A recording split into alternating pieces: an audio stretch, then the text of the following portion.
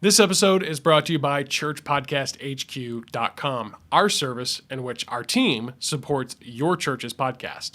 Now, we're going to discuss what all this service entails later in this episode, but if you'd rather learn more about it right now, check out ChurchMediaHQ.com. That's ChurchMediaHQ.com. Now, speaking of podcast, unfortunately, many churches are still not prioritizing their podcast presence. Either they don't see the value in having one, or they simply don't have the time or expertise to set up and keep up with a podcast. In this episode, our producer, Bo Snyder, and I discuss why you need a podcast, what it takes to start one, and how you can keep your podcast feed engaging with quality content. I'm Luke Clayton, and welcome to Church Media HQ.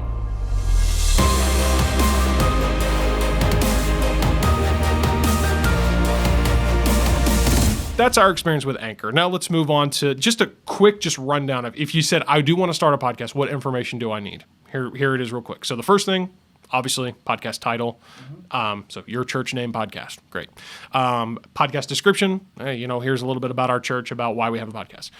Then you got to, choose the category. It's like religion and spirituality is probably what's going to work for you if you're a church. Right. The language. So help people find you. Just these simple things. Yes. The language, well, unless you're reaching another people group, then it's most likely English. And then you have to choose clean or explicit. May I recommend clean if you are a church. And then this is important when it comes to the podcast artwork. They are very specific about that. Apple is, at least. It has to be 3,000 by 3,000 pixels exactly for Apple. Now, the awesome thing about Anchor is even if you give it one that's wrong size, it's going to kind of like intelligently resize it to make it work for Apple, but that is something to remember there. And then the couple other small details, you need the publisher name, it's typically the church name, your email, and the website. So in case you were saying, hey, what information do I need to get up and going? There you go. And it's a good idea to have the first episode ready to go, okay. Whether that's a sermon you already have on hand that you want to upload, or if you want to record a little 2 to 3 minute preview episode that's kind of like, hey, this is the whatever church podcast. We've done that with Connection Culture, just like, hey, this is new, it's coming up, this is what it is. Kind of like a trailer, kind of gives a preview sure. of what to expect, hey, subscribe, whatever. So now, if you're going to do all of this, and Bo, I correct me if I'm wrong here. Okay. I would say your estimated setup time for all of this, you're looking at 1 to 3 hours. And probably more if you're completely new to this. And like for me, it's like, oh yeah, I could set up a podcast in half an hour because I've done it several times. Yes. But if you're completely new to this, I would say you allot 1 to 3 hours. I mean, I don't know if I'm wrong on that, correct? No, I would agree, and I would even err to the side of a little bit more. Yeah. And like we said, once again, like anything else, learning anything for the first time, it's gonna it can be frustrating. And there are people that are a lot more tech savvy than others. Some people will fly through. Other people, I don't know. So I would err to the side of more, just to be safe. But you can get through it. If you need some help, we can help you out with that. But it's a very good round number there. Yeah, but here's the thing to keep in mind. Even if the setup process for you winds up being really simple and requires relatively little time to get done, the thing to remember is that the time demand and the just the investment of your time and your energy, if you will, actually comes in the ongoing support and maintenance and keeping up with the content. I was just going to say, I liken this, a lot of things in my adult life, to my mortgage. They want that every month, Yeah. It's like, I can't just do it once and forget about it. It's no, once you commit to it, it is a little bit of work too. Yep. And like we've done, we have really, the past couple of years, we used to, get together and record one episode. Yep. And then do it again next week. It's like, why did we do that? Now we learned to flow, we learned the workflow, and we've really gotten to where it's a lot cleaner, like a lot more efficient, I guess the word would be. Exactly, yeah. So you will learn that, but it might take a little while, but that's okay. Well, and that's the thing. I mean, if this sounds like a big commitment, it's because it really is. It is.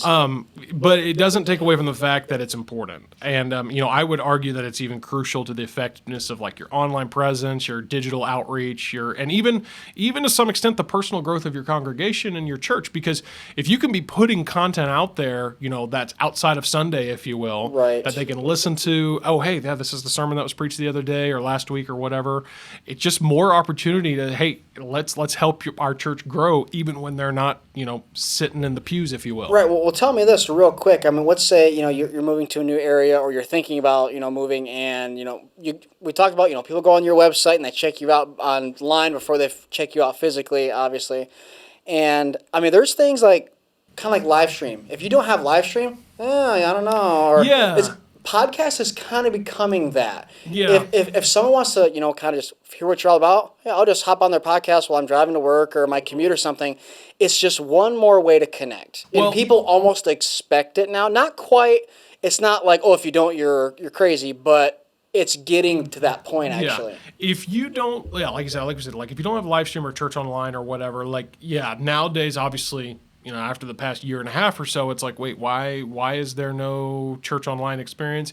Yeah. And podcast is really becoming that way because this is another thing. Like, I've talked to people that, like I said, more established churches that don't have one. Like, well, we put it on YouTube. But here's the thing. I am not going to sit down and watch your 30-minute sermon. Nope. But I will put in my AirPods and listen to your 30-minute sermon while I'm working, while I'm driving, whatever. Yeah, and I'll tell you, and I think you're the same way. I mean, even if I have a 15, 20-minute drive, I'll still, there's a podcast that me and you listen to avidly every week. Yep. We know what we're talking about. Yep. And it's like, even if I can only get in 20 minutes, I'll pick it up again tomorrow, and I'll finish it, and I'll remember it. And it's like, it's just a good tool to have, to know about, to be invested in. So yeah. So, I mean, that's my thing. And, I mean, if you're already putting it online, especially like you are putting on YouTube, then, I mean, really, it's just a matter of ripping the audio. And I don't want to make it sound easier than what it is, because it's one of those things. It's either worth it for you to do it or for you to pay somebody to do it. Yes. Either way, it's worth it to make it happen. Right. If you can put something on YouTube, I promise you, as a video editor, I'd rather upload audio files all day long. Oh, yeah. I mean, it's once again, it's tough, but it's easier once you get it. Well, and that's part of the beauty of the audio podcast is that it is so much less resource intensive. We're going to talk about later about if you wanted to dabble into video, but right now we're obviously talking about audio only. Right. So, and by the way, we do have ours on video on our YouTube channel. If you haven't, if you don't know that. Yeah, and if you haven't, real quick, go check it out. Go watch us on YouTube. There we get and subscribe while you're there. Are you one of the many churches that is still not prioritizing your podcast? Maybe you haven't seen the value until now, or maybe you just don't have the time or expertise to set it up and keep up with a podcast. Well, we can help you have an effective podcast presence so that your church can have the best possible online presence and continue to reach and grow more people through the power of digital media. We handle the setup and ongoing support of your church's podcast by uploading up to 5 episodes per week. And we can get started at no cost to you with a free 14-day trial, during which time we can set up your podcast hosting, develop an episode template with intros and outros, or even design fresh cover art for your podcast feed. This way, you can get a preview of the work we can do for you and make sure our team and process is a good fit for your church. It's important to us that we make sure we're a good fit because we actually limit the number of podcasts we support so that we can give each one the attention it needs to succeed. Now, with that in mind, we are only able to accept a handful of new podcasts to support at this time. So if you're interested, you'll need to sign up very soon. You can see which podcast support plan is right for your church and start your free 14-day trial at ChurchMediaHQ.com. Also, as an added bonus, your church will get a complimentary membership to Church Media HQ. This is valued up to $299. That's $299 a month, and it's going to be yours at no additional cost when you hire our team to manage your church podcast at ChurchPodcastHQ.com. Again, space is limited, so pick your plan and start your free 14-day trial today at ChurchPodcastHQ.com. That's ChurchPodcastHQ.com.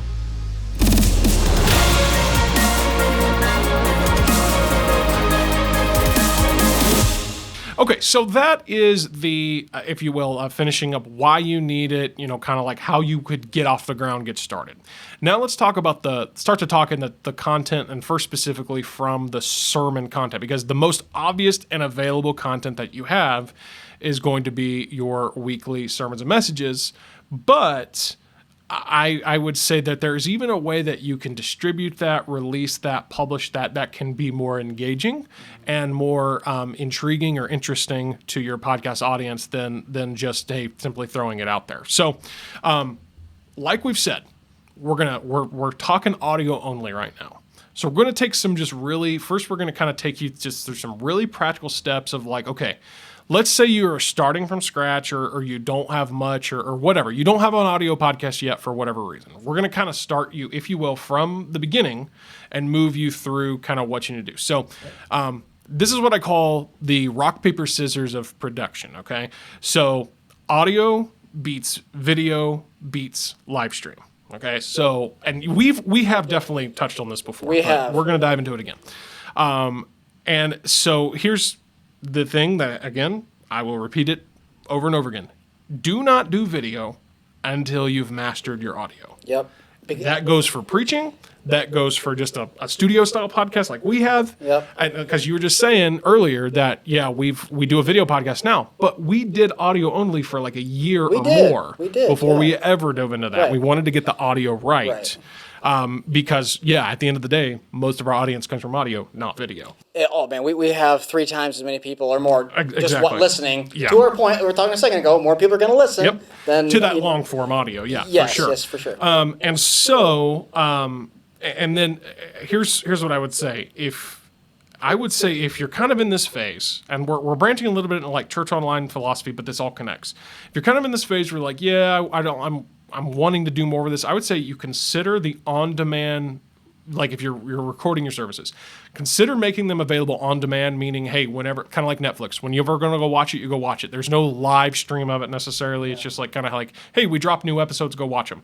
Consider making it on demand like that, or using something like YouTube, Facebook Premiere, those features, or we've talked about the Church Online platform, to simulate live. Okay, so instead of going actually live. Okay, so that's when we say audio beats video beats live stream, that's kind of the progression we're talking about. Right, and we had a couple of really good episodes on that. It's probably been a few months ago now. Yeah, but we really dove. It was earlier this year. We dove into that. We dove into how, everyone wants to get on live stream. It's like, okay, you don't have to have live stream to have a good video online presence, because you can, we talked about, hey, you could do something crazy and, make your sermon a little bit more polished, release it on Monday or something. And it's actually a fantastic concept, because not everyone has to tune in live. I mean, like I've told you before, I consume more messages throughout the week than I do on the weekend. Oh, yeah. I do. And it's For like, sure. I'm glad that some people actually wait and they put it out and they just kind of trim it, make it a little bit shorter. And it is a good audio experience for someone who can't get to it on Sunday. Yeah. So. And I mean, I have become, the more I study this and the more we get into this, I've really become to where I'm not as much of a fan of true live stream. And what I mean by true live stream is service started, click go live in our software or whatever, and now it's truly live. Obviously, not just because of all that, if you will, could go wrong. Like, for example, hey, just the internet went down or the power went out. I mean, that's the kind of stuff happens, and then your whole church online experience is interrupted. In addition to maybe something going, and that's the other thing, if something unpleasant happens during the worship experience or whatever, well, now not only does your live attenders see that, but your online people are involved too. So I think there's a lot of reasons. But beyond that, I mean, just the technical sides, I mean, live stream's often done poorly with bad audio or weak video. It tends, and here I've seen that it tends to breed laziness when it comes to your content output, because, like I said, most of the time when you live, like live stream to YouTube, well, YouTube automatically just archives it. Okay, so it automatically just puts it there. Well, this is what I hear from, and I've heard this from several different churches. They're like, well, yeah, we live stream and then boom, it's on YouTube. There it is. And it's like, okay, yeah, but what you don't get is that, first of all, like, you didn't edit it down at all. It's just there. Luke, hold on. I just got to say this. There's a church I'm thinking of, who I'm thinking of. You click on their live stream, and it's, even if it's not, after it's live, like the edited version, which actually I don't think it even is edited. It's like, you have to get through like 10 minutes of just like their screen scrolling, which is so common. I see that on so many. And it's like, you got to click ahead to like, okay, the 15-minute mark. Oh, now they're actually walking in and church is starting. Yep. Okay, and we've talked about before, okay, one of the great things about video is once you produce it, it's there forever. Yep. But also, once you do it, it's there forever. So there's so many times where I've even talked to people. I got one church that I used to go to years ago, and I actually went back, and we were talking about their live stream. The pastor actually asked me, hey, what do you think of our live stream? In the back of my mind, I said, cancel it, throw it away, stop. Whatever you're doing, just stop. Yeah.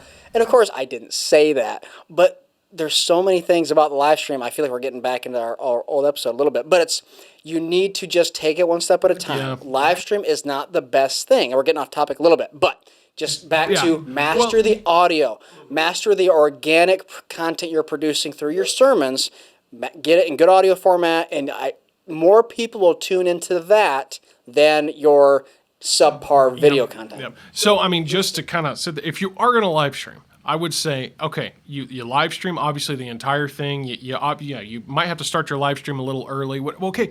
That's okay. When it's done live stream, take it down, edit it, and then post that version.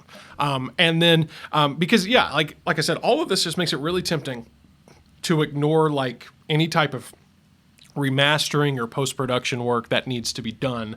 Because, mistakes happen. Like I said, there are things that happen on a live, in a live, worship service or a live event in general, that, hey, this mistake happened, whatever, and you could easily fix that in post-production. But if you've just like left it out there for the world to see, there it is. So, and then really the biggest reason we're talking about why I'm not a fan of live stream in this particular instance is because it often leads to neglecting to post the audio altogether. Because again, you say, well, because it does seem so easy. It's like we clicked live, now boom, it's there on YouTube, it's there on Facebook. We don't have to worry about it. Yeah. And I can tell you, there's one church in particular I'm thinking of, I had this conversation with one of their guys there over and over and over again. It's like, and they still haven't done anything audio. And I'm like, okay, that's, you're losing out on whatever. But so one more thing for me. Last thing is once again, we're talking about people will view your website, whether they go to your church or not. This is a big deal. I hate when I go to a church's website, whether they actually host it on their website or it goes to YouTube, and it's just all their videos are just like the thumbnails are just random shots of what happened through the service. There's no titles. It just kind of looks like their attitude, like, yeah, we threw it up. It's there. You can go look at it if you want. Yeah. On the other side, those that actually take the audio seriously, it's just like a library of good graphics, titles, dates. It's just very clean. Yep. Simple, clean is good. It's like, yep, there, I want to see that series or click that series. There it is. Yep. So I'm saying you need to care a little bit. There's so much more that you can do if you just take the time. Yeah, I guess. And I know all this. Yeah, this does take time. I'll be honest, but it's becoming. It's already been important, and now it's more crucial and important than it's ever been. It's all stuff you have to pay attention to. And if it helps at all, some of the biggest churches out there, the mega churches, whatever that you think of, they are leaning into this simulated live experience way more than some form of true live stream. They're recording, and these are churches that, they're doing multiple services on Saturdays and Sundays and whatever, but they're recording that initial service, and then that is not necessarily going live streaming. Sometimes it does, but many times it's not. And then they're taking it, they're refining it, they're making sure that it sounds good, looks good. Then they're simulating it live and pushing it out there for the world to see, if you will. So that had to kind of jump on the soapbox about live stream there, because again, that's one of the biggest breeders, if you will, of excuses of why we don't have a podcast. Because, well, we have live stream, so we don't need it. No. I would argue you need the podcast before you need live stream.